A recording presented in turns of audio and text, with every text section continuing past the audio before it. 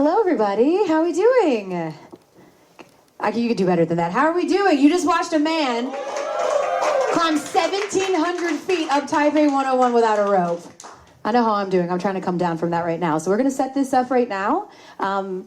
We'll have a nice moderated discussion. Some of these questions have already come in through the press. I'll probably add in a little flavor and color as well. And thank you so much for your time, for your coverage, and for being here for this historic feat. We're just so excited that Alex is here, that he made it. Yeah, you can clap for that. Yeah, exactly. We made it. All right, I think we're ready to start. Everybody will take their seat. And as everyone's taking their seat, just a quick introduction of everyone that's going to be on the panel today. I'll start all the way here at my end. This is James Smith of Plimsoll Productions, the executive producer. This is expert champion climber, history maker herself, and close friend of Alex, Emily Harrington. If I have to introduce Alex to you, I don't know why you're here. Alex Honnold, and of course his lovely, incredible wife, Sonnie Honnold, is here as well. So, and I'd be remiss not to say my name is Elle Duncan. I was the host of the event today from Netflix. So I'll start with you, Alex. I mean, you literally just accomplished a dream that you set when you were a child. How does it feel to know that it's now past you? Yeah, it's amazing. It's amazing. I'm sure I'll be glowing for days. No, it's incredible. You spend so long thinking about it and imagining that it's possible, but then to actually do it always feels different. Anything about the weather delay yesterday that messed with your mentals at all or in your preparation? Like, how did you feel about the fact that you thought maybe you were going to be climbing and then it was pushed today? Honestly, it's not that big of a change. It kind of makes it feel more like rock climbing. It's like, it really feels like we've been here on a climbing expedition, climbing in the mountains, because with the weather swirling and the rain and the wind and everything, it basically feels like I just climbed a giant tower in the greater ranges. It makes the whole experience of coming to Taipei and climbing feel like a grand adventure. So, I mean, really that's just part of climbing, and that's totally fine with me. We spent a lot of time before the climb sort of walking through what we assumed would be some of the more challenging parts. Now that you've actually accomplished it, like, what to you was the most difficult part of the climb? I mean, I think for me personally, the biggest challenge was staying calm. I don't know, having the crowd, having the whole experience, having all the people around, it just makes it feel a little more intense. And so I think starting felt, I was a little more nervous getting off the ground. And then as I climbed, I relaxed more and more. I was like, oh, this is so fun. I mean, this is why I do it. It was incredible. It's interesting because we did say that, right? Like, you typically free solo, and like the emphasis on solo, you're alone. What was that like, having all of these people watching and sort of playing to them, but also not wanting to break your concentration? I mean, yeah, I think when I was leaving the ground, you're like, oh, it's kind of intense. There's so many people watching. But then honestly, they're all wishing me well. I mean, basically it just makes the whole experience feel almost more festive. I'm kind of like, all these nice people are out supporting me and having a good time. It's a beautiful city. It's a beautiful day. Everyone's enjoying this experience. And so in some ways, I think the energy actually kind of bolstered me as well. Among the thousands of people that were watching here and the millions that were watching at home, your wife, Sonnie, was one of them. Sonnie, is this the first time you said you were watching Alex free solo something of this magnitude? Before we started, walk me through what you were feeling. Well, I was definitely pretty enlivened by the energy of the crowd. It was truly wild to walk out of the building and just see so many people. And I was telling someone that when you really love someone and you think that they might be stressed, you're kind of like, I wish I could take their place. I wish I could take any of their stress away. But in this case, I was like, thank God I'm not him. Did it give you any relief, though, to see right away how much sort of joy and fun and playfulness Alex was exhibiting while he was doing this? Yeah, I knew the second he left the ground, it would all just kind of not fade away, but get quieter, kind of be a little bit more of an internal experience, and then just be joyful. And so I was really happy once it just started. There wasn't any waiting, and he got to do what he wanted to do. Emily, I mean, you're a really good friend of Alex. You've climbed with Alex quite a bit, but you had never watched him free solo either. And I know we had talked about how you were sort of feeling about that. As he's taking those first steps onto the building, what was going through your mind? Yeah, I was pretty stressed out. I had some anxiety. I think I didn't know what to expect. Free soloing, much like Sonnie, it makes me feel a bit uncomfortable to watch it. So yeah, I just had a lot of emotion going on. But the crowd was quite cool to kind of feel that energy and see all these people who were just so excited. And so that kind of helped, but I feel like I had a little bit of a roller coaster going on. And then, yeah, slowly, as Alex got higher, I started to kind of settle in, and you were just being so playful and so excited, and you had a smile on your face, and I was like, okay, he's just having a great time, and I think I can breathe a little bit. You know, Emily's right. We had this crowd in front of us at the set, and they reacted to literally everything Alex would do. They would gasp, or they would hold their breath, or they would cheer, or they would laugh when he would make a comment. And a part of the reason they were able to do that is because the access they were provided and the views that they were provided. And James, that's where you come in. I mean, this was no small task to capture what we just witnessed. What all went into it? Yeah, some key people need to be mentioned, I think. Yeah. You know, what we've just seen, what enabled us to get those amazing shots is probably the best camera rig, I think, maybe in broadcasting history. I've never seen that many ropes, the skill that went in. So first I'm going to basically name check Waldo Etherington, who was our lead rigger. He and I were out here in March last year for our first scout, and then Waldo put together this genius team. So those great cable cam shots and things were from Waldo. And then you need extraordinary, and Waldo had this he handpicked this amazing rigging team. Again, I mean, Alex, you've worked with loads of riggers, but all of those guys, I mean, there's like 8 of them or something. They are world class. And then you need world class camera operators, and that's a kind of easy thing, really, for me. I shouldn't take too much credit, because Alex and I have been cooking up this idea for a while, and I said, who's going to be the lead DOP? Who's going to kind of put this together? And he said, talk to Brett Lowell, who, you know, buddies of all of you, actually. You know, he's just a legend, really, in the high-angle climbing camera world. And I had a quick call with Brett. I mean, I don't know how long ago that was, a year and a half ago or something. And Brett, all those different angles, he was actually calling different things in my ear. You know, when he finished on 90, good shot on Mikey, good shot on Pablo, good shot on Sav. And all of these operators, again, kind of self-select in a way, the team that we built, because, I mean, it stands to reason. When Alex is soloing, he needs to know that that camera up above him isn't going to, you know, drop something or whatever. I mean, it's, you know, Alex needs to look up and have total confidence in those people. So, again, the team that Brett put together, I've name-checked a few. Forgive me if I didn't mention some of the others, but they were they all come from the climbing world, and they are, you know, world-class. I mean, we had a world-class team here. And I'm just going to go off script slightly, if that's all right, because we're all talking about the climb, but you couldn't get a climb out live without a world-class live crew. And Al Berman, who's kind of sat back there, is they didn't have room on the panel for him, but what was wonderful for me was because I worked with Waldo and Brett and the cameras and everything else, but then we need to get this thing on air. So Al brought in the live team, yes. You know, stage directing, the truck, everything. Those of you that haven't been in the control room, it's magical. I mean, it's frenetic, but the kind of artistry and the creativity in the moment to make the right call, to let things feel. At the end, I don't know how many dry eyes were in the house when you two were, you know, just hugging at the end or whatever, and Al was saying, hold it. People were trying to do other stuff. Stay with it. And you know, so this combination of world-class kind of camera and riggers and world-class live broadcasters it's just amazing. So props to the whole crew. There's a lot of us, but everyone did their jobs brilliantly. Yeah, Al did an incredible job with his instincts, really guiding the ship. He was the one that was not in my ear, and there was a lot of moving parts. Really quick, though, on the camera part, because you kind of nodded when he's like, we want to make sure that the cameraman doesn't, like, drop something on Alex. That wouldn't be ideal. It's part of building that trust, you know, being your friend, because it feels like you're sort of surrounded by friends on the camera crew. Yeah, for sure. I mean, there aren't that many high-angle camera people in the world, and so I am friends with many of them, most of them. But I would say that as James said, I mean, the entire team today was world-class. Like, everybody is the best at what they do. And I think that for me, it makes it easier to do my best when I totally trust the team and I know that they're all bringing their best as well.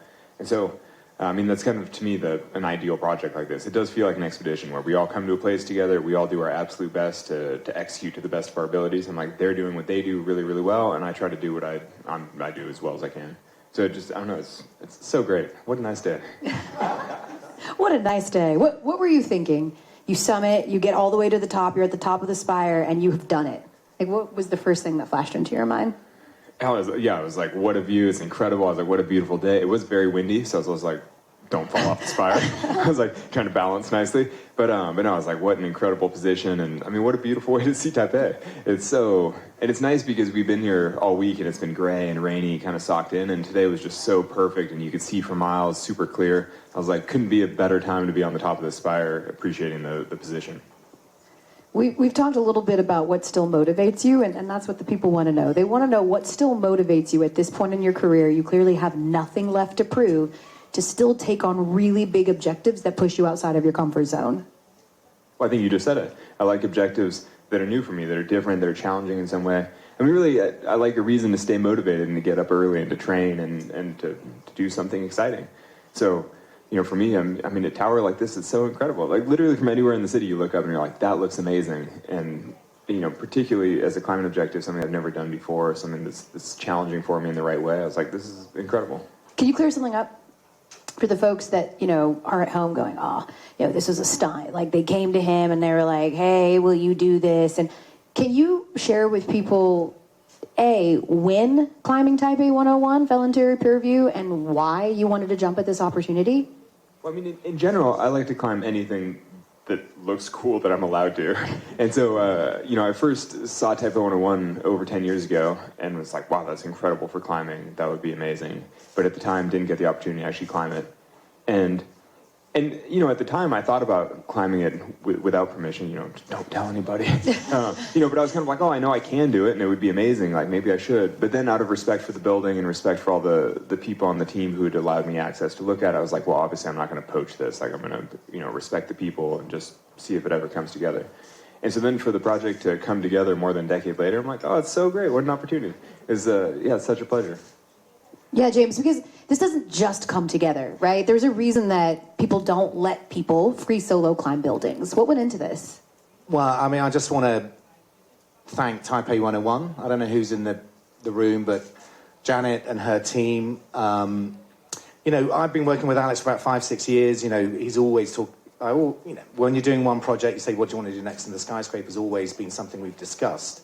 And as Alex says, people climb buildings illegally, but, you know, it is so rare for a building to trust a climber and a team onto. I mean, this building occupies an amazing kind of position in Taiwanese, the landscape, as Alex says, but in their kind of culture and you know, society. It's a real icon of this country.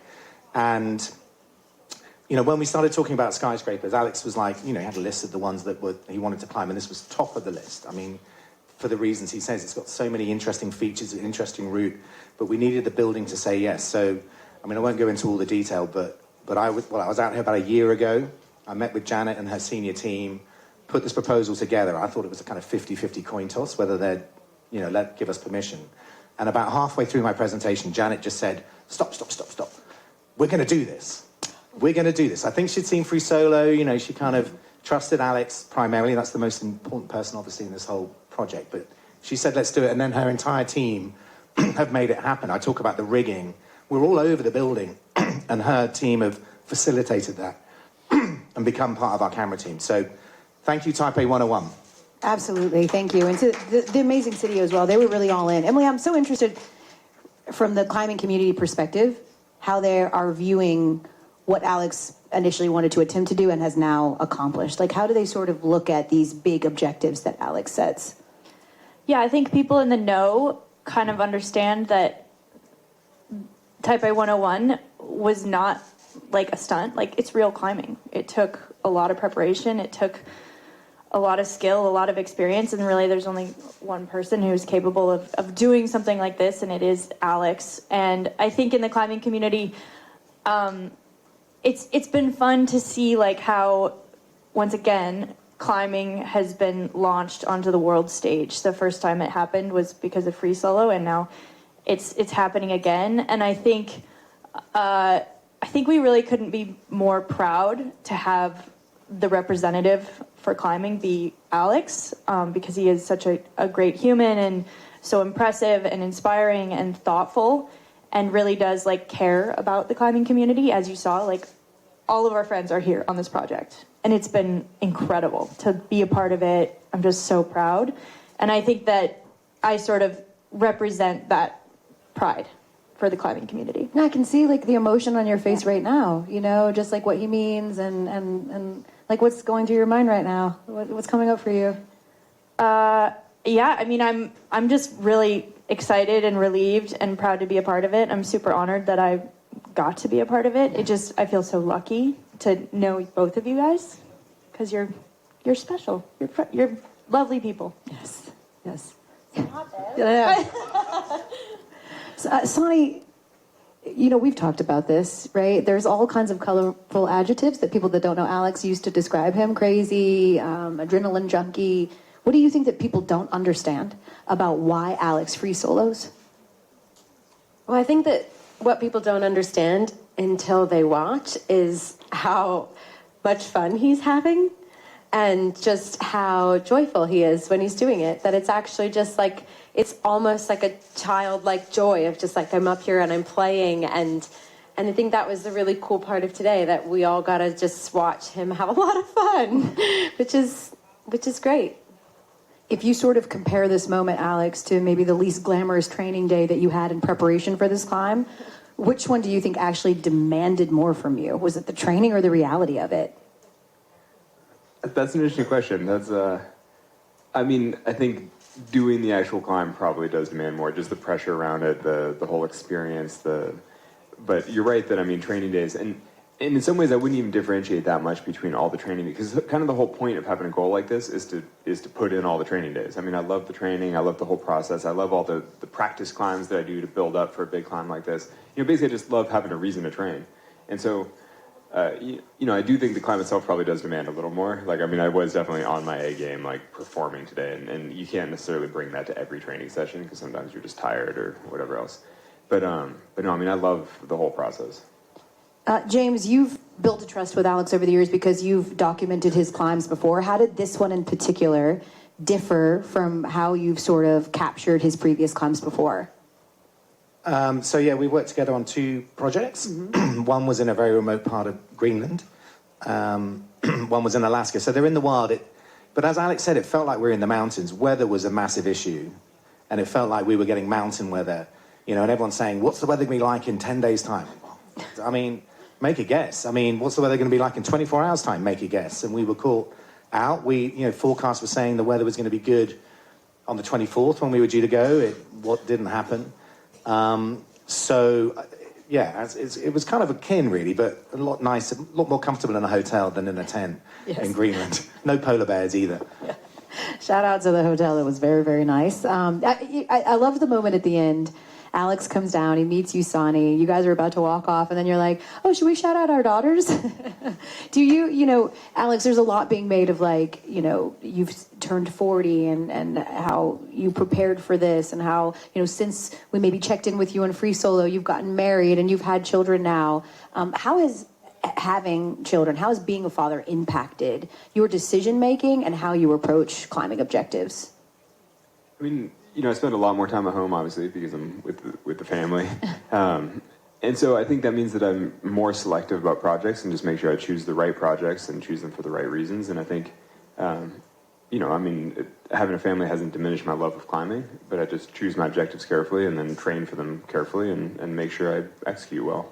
I guess, I mean, it hasn't, you know, having a family doesn't change who I am, doesn't change my passion for what I do. Sonnie, has there been anything that he's floated as a potential climb that you're like, no? Definitely a few where you're kind of Yeah? like, that's not sweet. Yeah, no, but those I are mean, more like personal projects normally, like random things around the house and things that I want to just climb in the mountains. There's, hanging pictures in the house. I'm like, not in the house, but I mean in our local area. Yeah, no, there are things where I'm like, that doesn't feel so family friendly.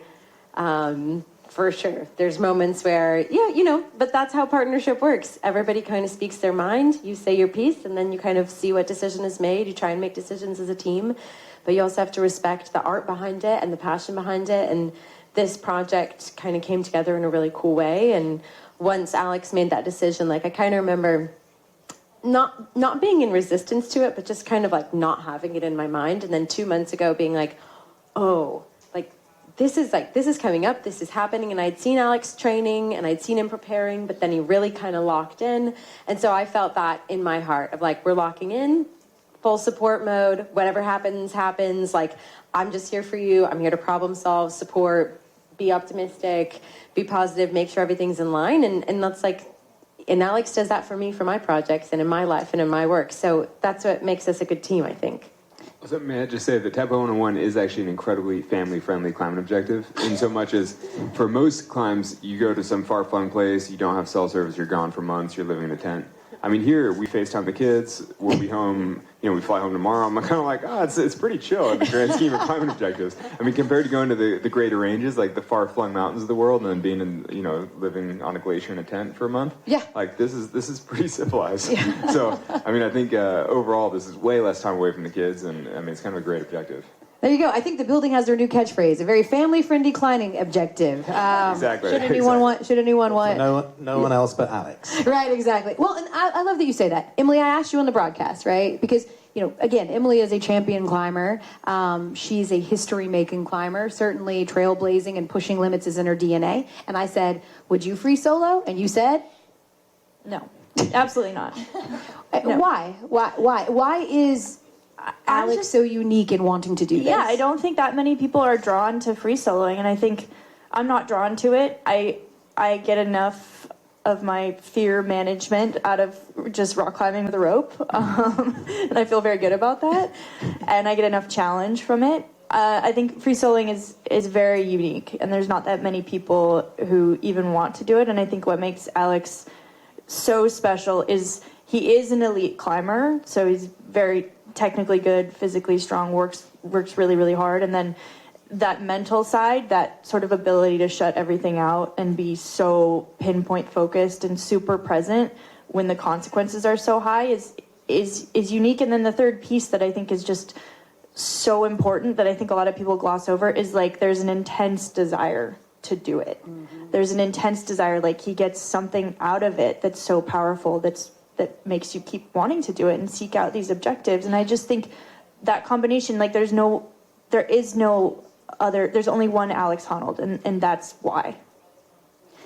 When I met with you at your house, Alex, in December, you mentioned to me that there used to be, maybe in the early 90s, like more people that would free solo, and those numbers have certainly declined. Do you have an idea or, I don't know, like a guess as to why we don't see people take that same risk that maybe we did in the early 90s in this space? Well, I think that's sort of a broader question around risk-taking and risk tolerance and things. And I mean, part of that, I think, is the climbing has become a lot more popular, but most people access it through gyms and cities. And so there's a little bit less of the adventurous spirit. And, there are plenty of people out still adventuring and climbing, but I think that there are far more climbers now, and most of them are accessing it from a totally safe environment. So I don't know. I mean, but you could get into sort of cultural perception around risk-taking as much as you want, but I think that for whatever reason, people are maybe slightly more risk-averse right now than they were, say, 30 years ago when I started rock climbing. You very famously, after you free soloed El Cap, it was like, so what are you going to do? And you're like, I guess I'm just going to hit the hangboard a little bit. So now that you've just climbed a building, what you going to do, Alex? I mean, honestly, I probably will actually do some kind of training either tonight or tomorrow morning because we're going to fly home, and so that's like a bunch of time resting on the plane. And when I get home, I've got a climb that I'd really like to do, and so I've got to be fit. Everybody's going to ask, like, what's the next? Right? You've done this. Like, what's next? It's got to go bigger. It's got to go. When you are sort of looking at the landscape and seeing what intrigues you and what's interesting, is it one of those let it come to you things? Do you actively go seek? Like, how do you sort of let that process play out? No, I let it come to me. I mean, I always have projects around my house. I always have some kind of climb that I'm working on just because I love having a reason to get up and train. I mean, I love working on something. It's like the pleasure of striving, basically. But I think the big objectives, things like Taipei 101, to some extent, you just have to be striving all the time, training, and let these things kind of happen as they happen. Because, I mean, particularly with Taipei 101, I mean, you can't grasp at it too hard. Like, if it comes together, if a project like this coalesces and the people at the building give permission and everybody, if it happens, it's incredible and it's, a small miracle. but you can't try too hard because you just never know when things like this will come together. I'll end with this question so that we can let you go work out or eat or whatever it is that you want to do. Let's be real. Most people are never going to want to or attempt to free solo a skyscraper. But what do you hope the message or the takeaway from today's experience was for all of the people that watched you do that across the world? I mean, honestly, I don't really know. I mean, one of the things that I learned, I think, from the film Free Solo over the years was that people kind of take the messages that they need from it. I think that people often find the inspiration that they need to pursue their own challenges, their own goals, or, it's often the kick they need to do whatever it is that they want to do in their life. I mean, I don't think anybody watches something like this and they're like, I'm going to go free soloing. But often they'll watch something like this and it's a reminder that their time is finite and they should use it in the best way, the most meaningful way that they can. And so I think, if anything, I hope that that's what people take from it. They're kind of like, oh, if you work really hard at it, you can do hard things if you try, and maybe I should try. The mastery of it. I can tell you that everybody that was a part of this project really wanted to do right by Alex because we were watching someone work so hard and prepare and be a master at his art, and it really inspired all of us to try to meet that by doing the best that we could as well. We hope that we served you well and chronicled your story. It was an absolute privilege to be here and watch you do that, to spend time with you, Sonnie and Emily. James, thank you for making this happen. Janet, and to everyone here at Taipei 101. Absolutely incredible, Al, and to Netflix and Plimsoll. We're just so grateful. And with that, we say thank you. Congratulations, Alex. You did it. And let us know, what's next. Thank you all so much.